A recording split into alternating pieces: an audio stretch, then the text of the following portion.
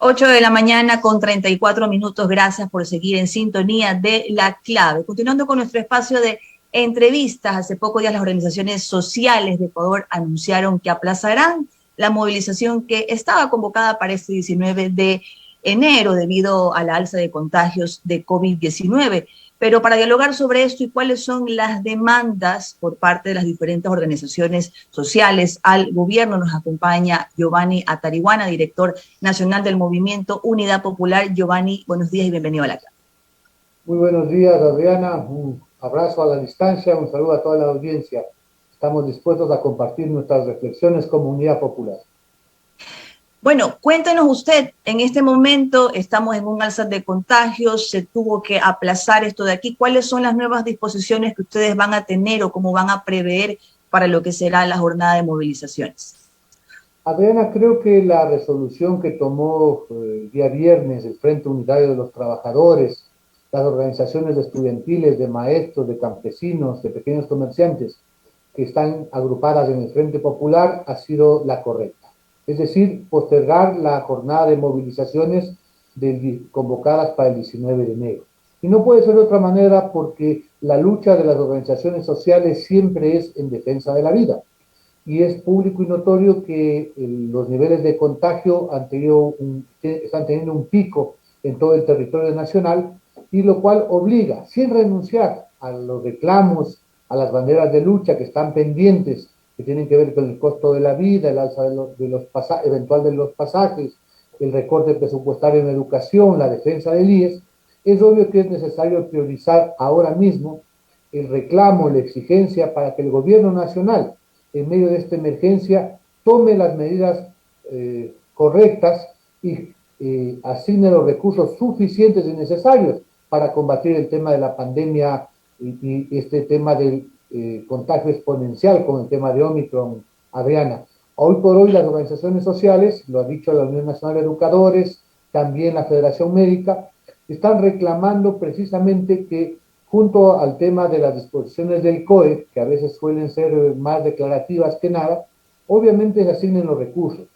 Se requiere un nuevo impulso a la vacunación, por supuesto, tercera dosis y eventualmente una cuarta, pero sobre todo, Adriana, el tema es que se masifiquen las pruebas de diagnóstico. Las familias pobres, que son la mayoría de este país, cuando tienen sospecha, cuando tienen síntomas, no pueden invertir 45, $50 por cada uno de los miembros de la familia. Y eso es grave porque cuando la gente está asintomática, obviamente, y es positiva, se convierte en un factor de contagio. Y por otra parte, la ausencia de apoyo estatal en el tema de las medicinas. Todos sabemos que lamentablemente la prioridad del gobierno no ha sido que los hospitales, los centros de salud tengan las medicinas del caso.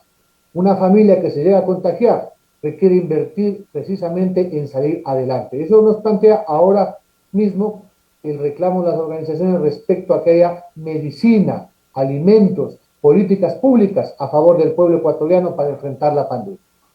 Giovanni, pese a que recién en estos últimos días el gobierno, el Ministerio de Salud hizo un anuncio de que ya se está abasteciendo los hospitales con medicina. Esto de aquí, ustedes lo consideran como una acción simplemente para tapar, por decirlo así, el hueco momentáneo. Y aparte de esto, también otra de las inquietudes que me surge es, ustedes están obviamente reclamando al Ejecutivo el congelamiento y el encarecimiento del precio de los combustibles, revisar su política laboral, pero ¿cuáles son los otros temas que también van a, o que ustedes están exigiendo al gobierno? Bueno, Adriana, es evidente que la política en la salud pública en los últimos años ha sido de abandono total.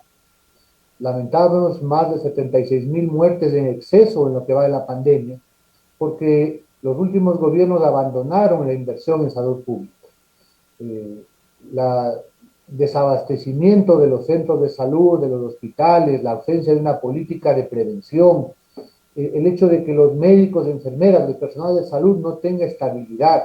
Hoy por hoy, por ejemplo, Adriana, en medio de la pandemia, vimos todos el 31 de diciembre cómo decenas, si no centenas de enfermeras y médicos que se sacrificaron en la pandemia, que pusieron en riesgo su vida, que han tenido repercusiones incluso desde el punto de vista de la salud mental. Sin embargo, fueron despedidos.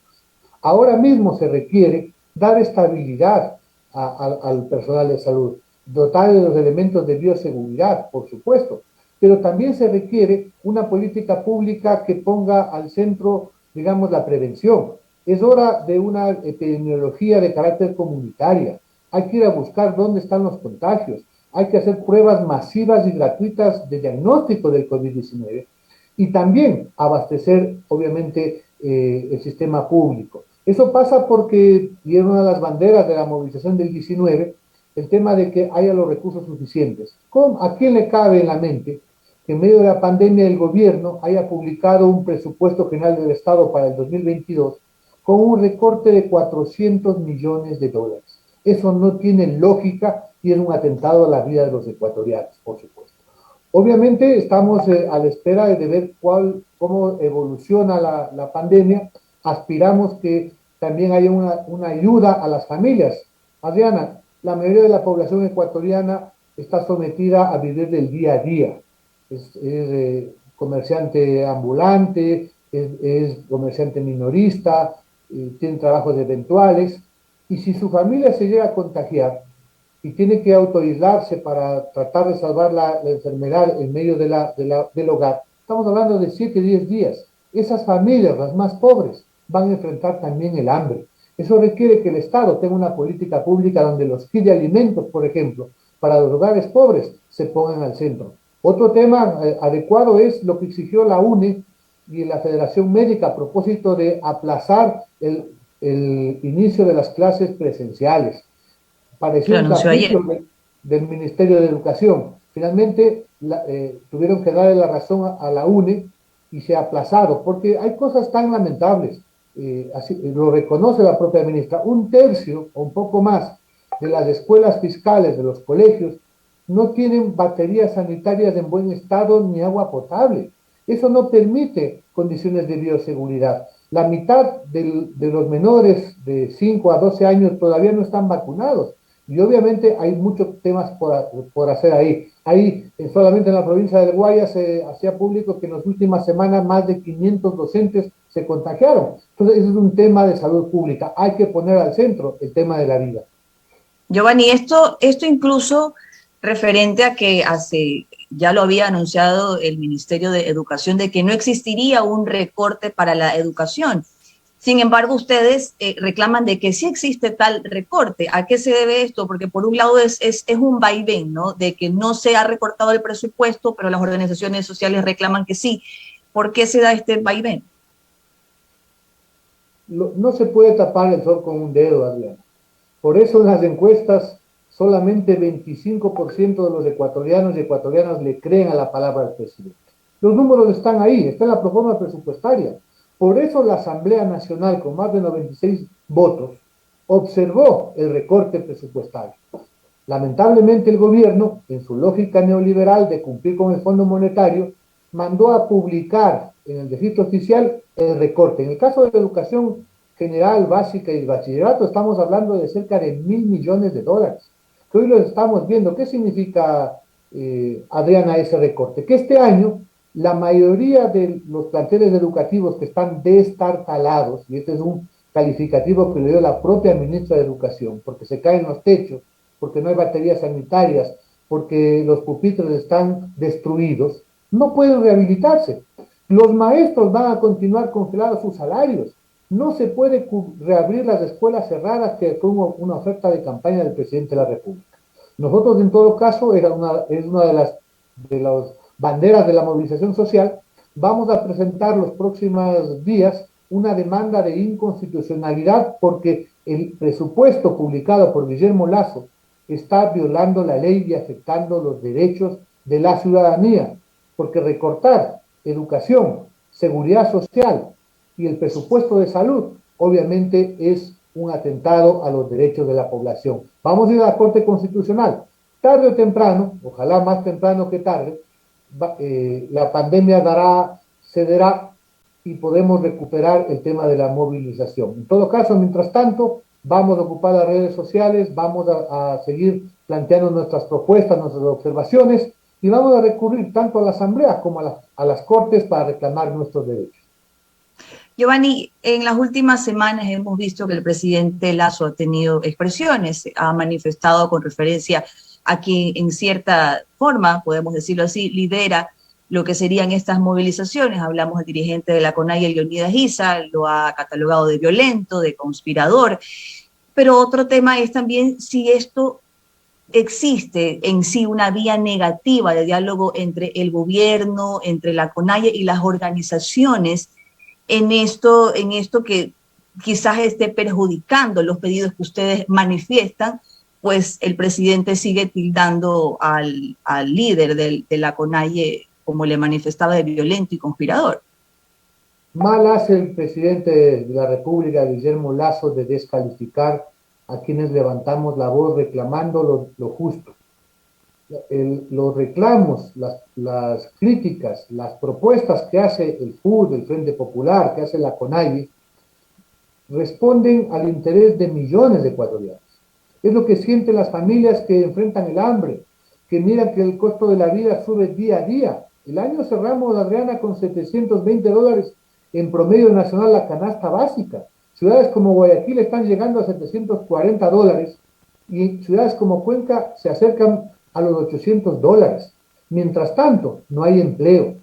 Y obviamente los enemigos de la democracia no son quienes salen a las calles. El peor enemigo de la democracia es la injusticia social, un sistema económico, social y político que está permitiendo que los ricos sean más ricos y los pobres sean más pobres.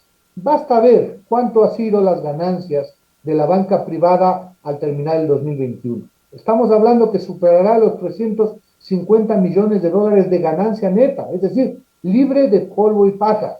¿Qué quiere decir? Que mientras la mayoría de la población tiene menos ingresos, enfrenta la pobreza, eventualmente el hambre, los banqueros están ganando $1 millón prácticamente diario y sin embargo mantienen las tasas de interés las más altas de la región en dolarización, lo cual tiene asfixiado a los sectores productivos, que es la pequeña y mediana empresa, que es la que genera empleo, al sector agropecuario.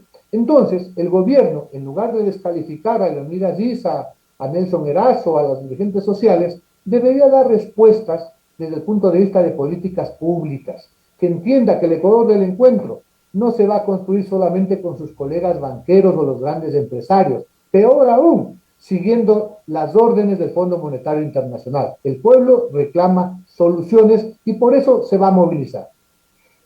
Giovanni, otro tema que entra en proyecto este año es la Ley de Promoción de Inversiones, que estaría a finales de enero. Otro de los temas que también entra a debate es la reforma laboral que ha manifestado el ministro de esta cartera, Patricio Donoso. Tendrá un plazo entre 60 a 90 días de debate público. ¿Ustedes esperan participar en estos debates de este proyecto a la reforma laboral?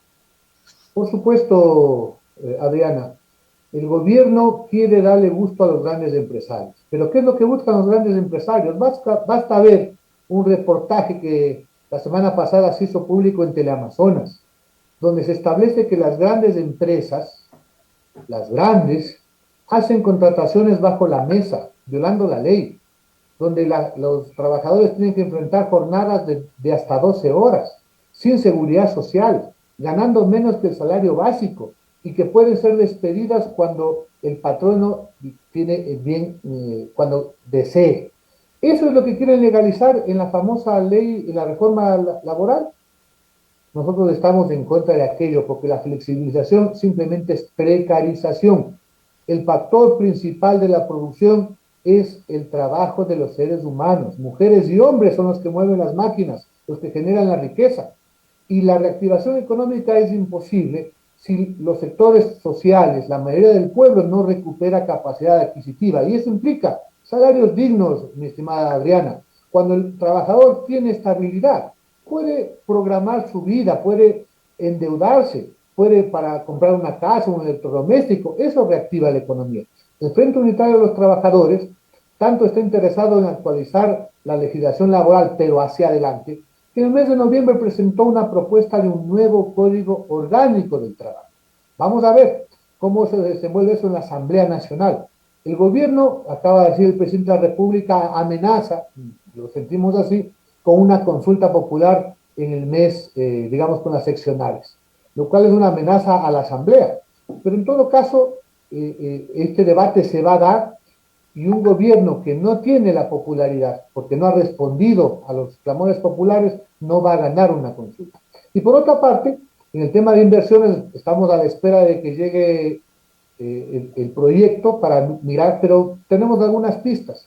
Tiene que ver con una visión neoliberal de entregar las facilidades para que el patrimonio de todos los ecuatorianos, petróleo, hidroeléctricas, telefonía, eventualmente el Banco del Pacífico y hasta la seguridad social, sean privatizadas. Eso requiere un gran debate nacional porque habemos ecuatorianos y ecuatorianas que vamos a defender el patrimonio del Estado, que es de las actuales y las futuras generaciones. Aquí no podemos permitir que capitales extranjeros se lleven la carne y nos dejen el hueso. Giovanni, quiero agradecerle muchísimo por haber estado esta mañana aquí en La Clave. Estaremos atentos a las nuevas disposiciones que van a tener las diferentes organizaciones sociales